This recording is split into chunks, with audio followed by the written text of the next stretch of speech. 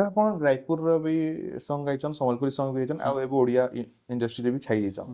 ତିନିଟା ଯାକ ଏକ୍ସପିରିଏନ୍ସ ଭିତରୁ କେନ୍ଟା ବେଶୀ ଏକ୍ସପିରିଏନ୍ସ ଭଲ ଲାଗ୍ସି? ମତେ ସବୁରୁ ଭଲ ଲାଗ୍ସି ମୋର ମାତୃଭାଷା ସମ୍ବଲପୁରୀ ଗାନା। ସମ୍ବଲପୁରୀ। ଆମେ ଆକ୍ଚୁଆଲି ଯେତେ ବି ମୋର ଅଡ଼ିଏନ୍ସ ଅଛନ୍ ସମସ୍ତେ ସମସ୍ତଙ୍କର ଫ୍ୟାନ୍ ଅଛନ୍, ମୋର ଫ୍ୟାନ୍ ଅଛନ୍, ଆଉ ସିଙ୍ଗର ମାନଙ୍କର ଫ୍ୟାନ୍ ଅଛନ୍।